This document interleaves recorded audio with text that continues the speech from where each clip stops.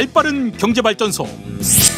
경제발전소 박연미입니다에서는 여러분의 소중한 의견을 받고 있습니다. 짧은 문자 50원, 긴 문자, 사진 문자 100원, 샵 0951 또는 TBS 앱을 통해 받습니다. 1107님, 제2외곽순환고속도로에서 의정부 별내 방향 터널 끝 4차로에 고장차 있다고 말씀해 주셨네요. 고맙습니다. 해당 구간 주의하셔서 지나시기 바랍니다.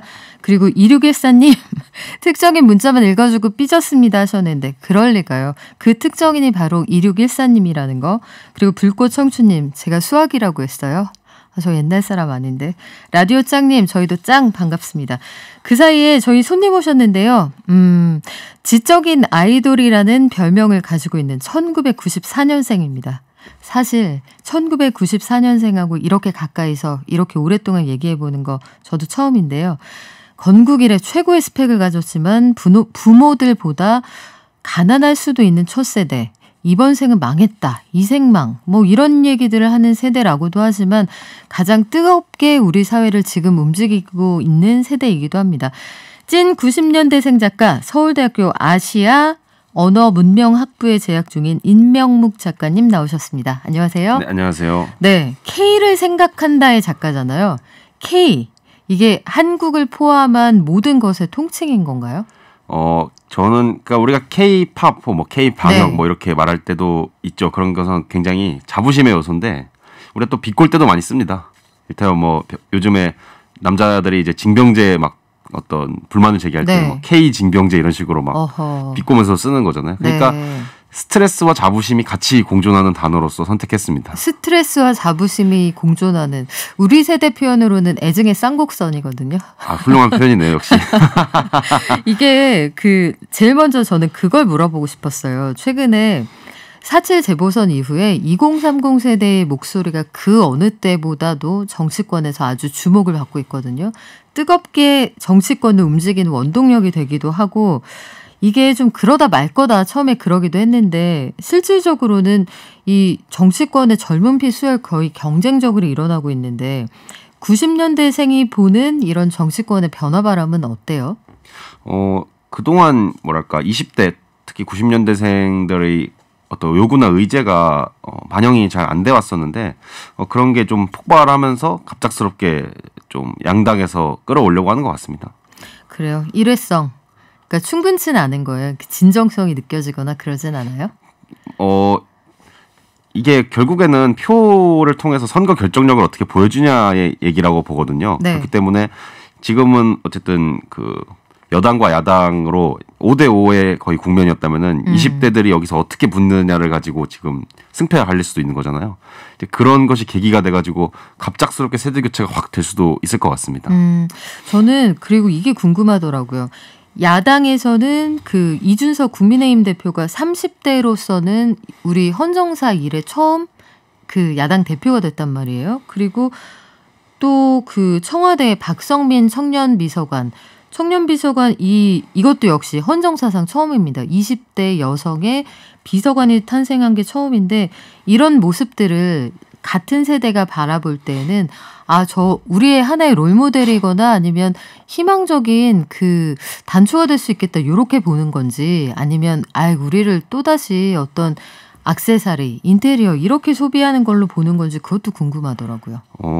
그 점에 있어서는 약간 20대 남성층이 바라보는 이준석과 그리고 뭐 다른 20대 애들이 바라보는 박성민 비서관의 어떤 시각 차이가 있을 것 같습니다. 그러니까 저는 20대 애들이 특히 남성들이 이준석 대표에게 열광했던 거는 기성세대를 들이받는 모습을 보여줬기 때문이라고 생각해요. 그러니까 직장에 가보면은 제 또래들 다 신입이거나 아니면 자리도 못 잡고 뭐 위축돼 있단 말이죠. 근데 그런 논리적인 어떤 사고를 언변을 바탕으로 기성세대를 딱 공격하고 한마디도 못하게 만드는 말문을 막아버리는 그런 장면들이 어떤 모종의 카타르시스를 줬을 것 같아요. 그런데 박성민 비서관 같은 경우에는 사실 그런 어떤 모습이 연출이 좀 안 된 거잖아요. 그러니까 그런 면에서 기성세대에게 대들고 신세대로서 어떤 쟁취를 했다라고 하는 감각 이런 게 좀 저는 좀 열광하는 포인트인 것 같습니다. 경쟁을 통해서 그 선출된 권력이다. 이 부분에 대해 지지가 있었단 말씀인데 90년대생들이 가장 그 강조하는 게 그래서 저는 공정이란 키워드가 아니었을까 싶어요. 그래서 우리들이 보면 공정, 개인주의, 그리고 구체제에 대한 혐오 등등을 90년대생들이 현 시대를 바라보고 아주 핵심적으로 꼽고 있는 키워드다. 이렇게 분석하는 게 많은데 일단 우리의 분석이 맞습니까? 저는 조금 동의하기 어려웠습니다. 그래서 이 책을 쓴 거기도 하죠. 그러니까 90년대생을 얘기할 때 그들은 공정을 중시하는 세대다, 혹은 뭐 개인주의적인 세대다라고 말을 하지만은 저는 제 또래들을 실제로 제 주변에 보거나 아니면은 이 친구들이 해내는 어떤 여론이라든가 이런 걸 보면은 이거 정말 공정이나 개인주의를 진지하게 추구하는 게 맞나라는 생각이 들어요. 그러니까 그런 거는 우리가 학교에서 배운 대로 생각하자면 어떤 가치란 말이죠. 네. 그러니까 보편적인 거고 나 자신에게도 적용될 수가 있어야 되고 내가 그에 대해서 책임도 질 수 있어야 되는 어떤 가치인 거죠.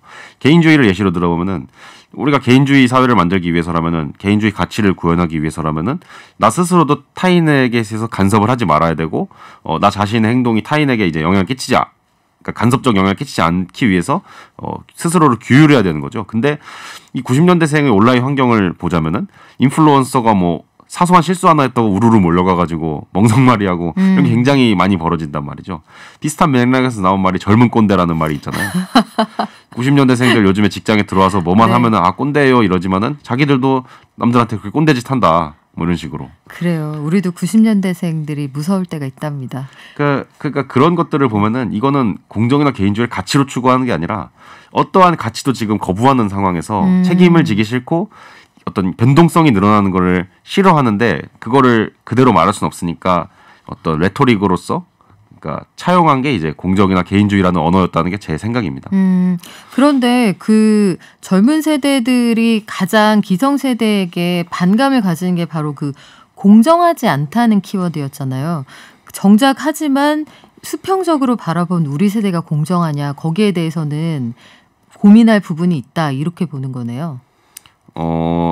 그러니까 어쨌든 중요한 문제의식을 던진 것은 맞죠. 그 뭐 공정성이라는 것은 어떤 것이냐, 뭐 이것이 기회의 평등이냐 아니면 결과까지도 배려해야 되는 것이냐 이런 문제의식을 던진 건 맞지만은 90년대생들의 어떤 정서라든가 실제 그들의 욕망이라든가를 보면은 그것은 공정이라는 고전적 가치와 좀 거리가 있지 않는가라는 생각이 있습니다. 욕망, 그래요.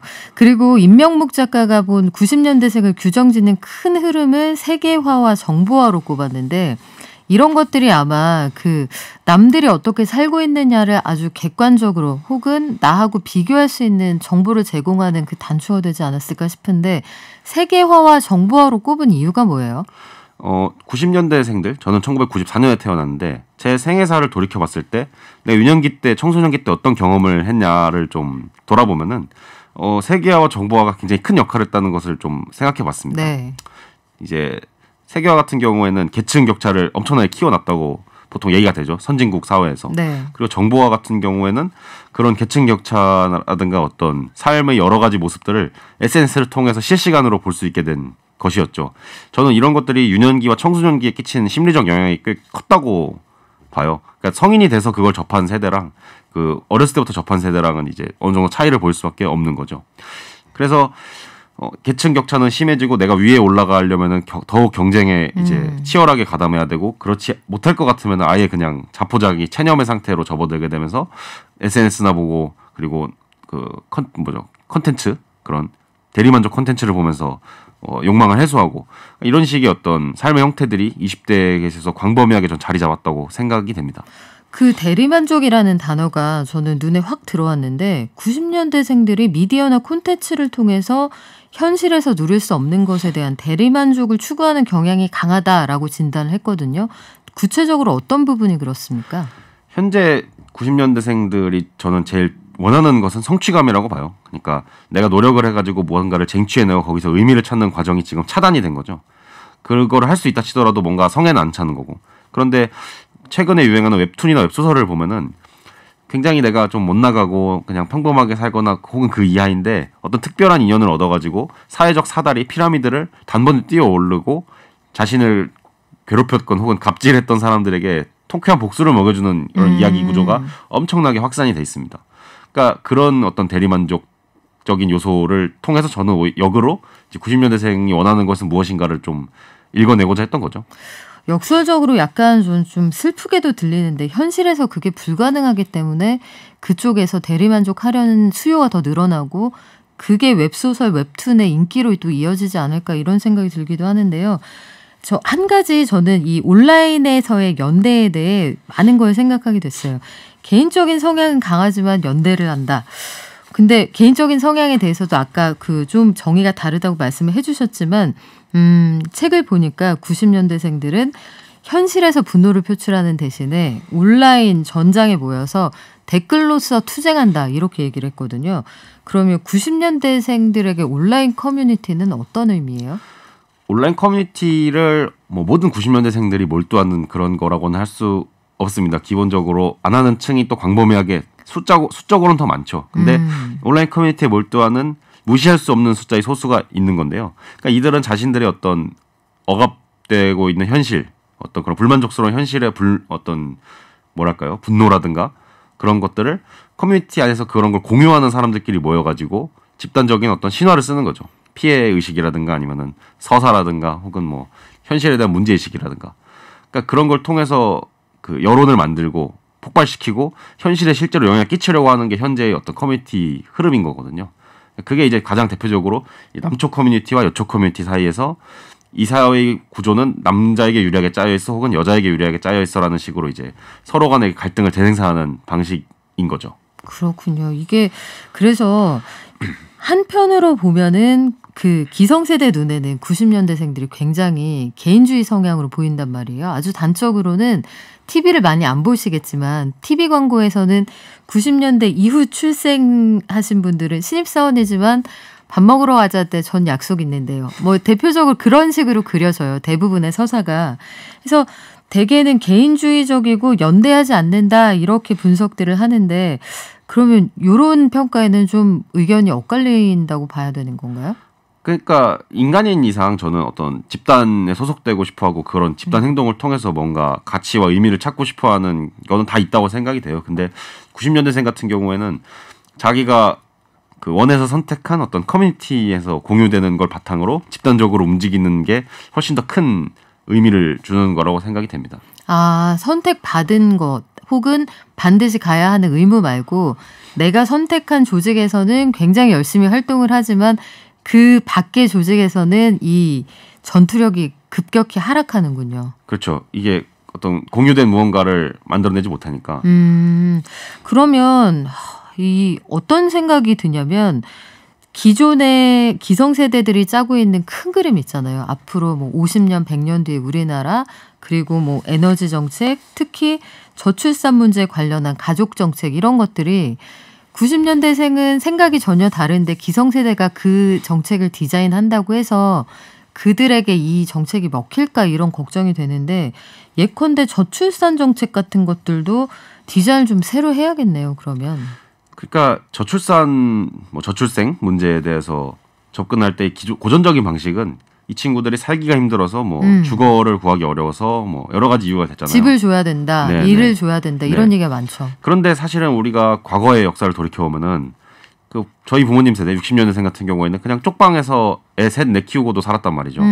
그러니까 주거라든가 뭐 일자리라든가 뭐 충분한 물질적 풍요라든가가 없어도 옛날 사람들은 아이를 낳고 가족을 만들었어요. 네. 왜냐하면 그게 가족주의라는 가치이자 어떤 의무로서 느껴졌기 때문이겠죠. 근데 저희 세대는 그런 가치나 의무에 대한 저항감이 굉장히 크기 때문에 애초에 낳기 싫어한다기보다는 뭐 결혼 좋은 사람 만나서 할 수 있으면 하고 애도 여유 있으면 낳는 거지만은 뭐 굳이 뭐 그럴 거 없으면은 뭐 안 해도 돼? 뭐 이 정도로 생각하는 것 같아요. 아, 발길 닿는 대로. 네, 그리고 네.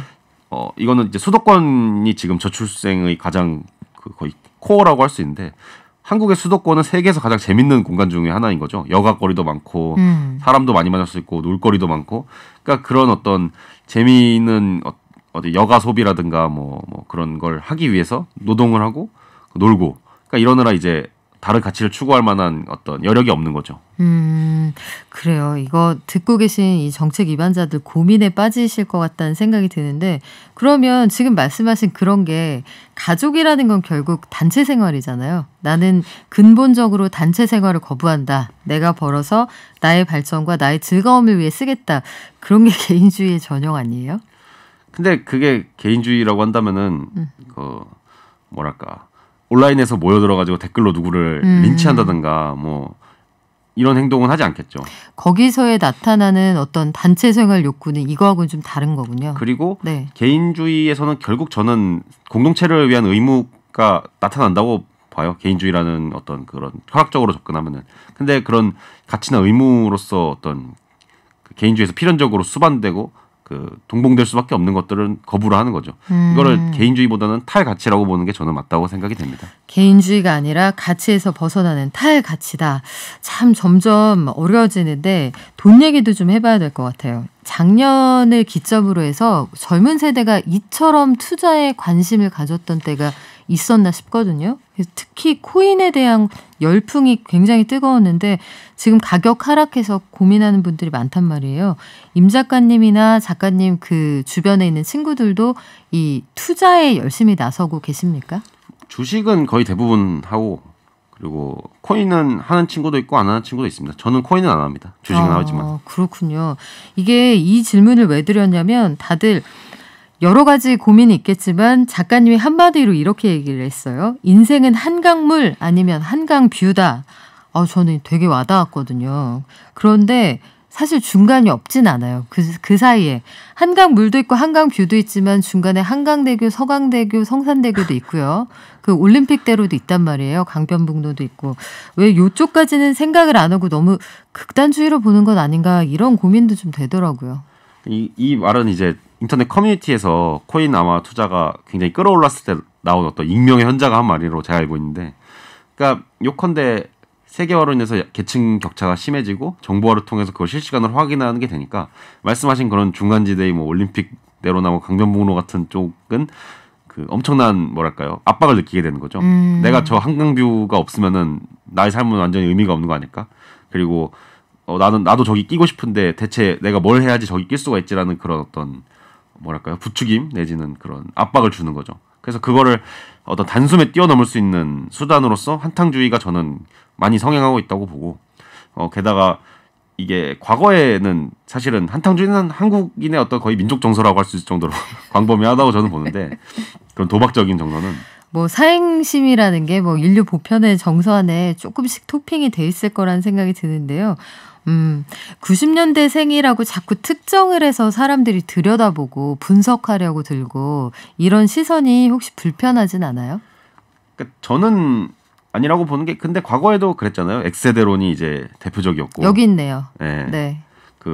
그래서 뭐 90년대생론이 처음 나왔을 때 많은 X세대들이 한 말이 그거였죠. 이거 그냥 우리 때 X세대론이랑 뭐가 다르냐라는 말이 그렇죠. 많았죠. 사실 그렇긴 해요. 그 나이만 바꾸면 신일유고 전에 없었던 특징을 보이며 개인주의 성향이 강하고. 근데 이런 분석들이 그냥 90년대생을 제대로 반영한다. 이렇게 보기엔 좀 어려운 거네요. 그러면. 그러니까 저는 그래서 그들이 무엇을 현재 즐기고 있나? 여기서 좀 시작을 해보려 했어요. 그래서 컨텐츠를 들어봤던 거고 뭐 K-팝, 웹툰, 웹소설 뭐 이런 거를 이제 제가 스스로 소비하기도 하고 이제 거기서 끌어낸 거고 그걸 더해서 그들이 유년기와 청소년기의 성장 환경이 어땠는가까지 이제 검토를 한 거죠.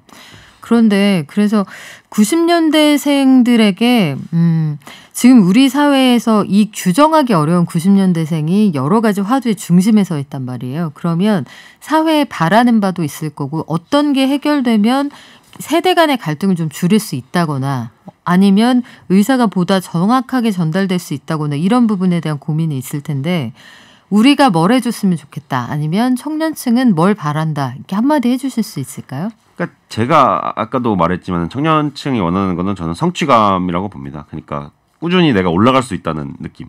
그러니까 한국이란 사회가 사실 그런 사회였잖아요. 고도성장 사회였고 아무리 우리가 어렵게 살았어도 그 노력을 통해 가지고 계속해서 올라갈 수 있는 꾸준하게 그런 사회였단 말이죠. 근데 그런 것을 당연하게 여기던 그리고 그 부모님이 그랬던 걸 봤던 세대가 자기들한테는 그게 막힌 거를 보면서 느낀 어떤 좌절감이나 불만, 분노 이런 게 있을 거란 말이죠. 그렇기 때문에 저는 가장 먼저는 노동시장을 좀 더 개방해서 좀 더 그 뭐랄까 일자리의 면에서 성취를 하고 상향할 수 있도록 그런 천장을 열어주는 거. 그러니까 바닥을 다져주겠다고 한 게 지금 불만인 거거든요. 너희 바닥을 더 높여줄게가 아니라 우린 천장을 열어주길 원해라고 저는 외치고 있는 거라고 생각이 됩니다. 그렇군요. 열린 결말에 대한 열망이다. 이렇게 이해하면 될까요? 네, 오늘 못다 나오는 얘기가 너무 많은데 또 한 번 놀러와서 우리 환기를 한번 확 시켜주시기 바랍니다. 오늘 말씀 잘 들었고요. K를 생각한다의 임명묵 작가와 함께했습니다. 고맙습니다. 감사합니다.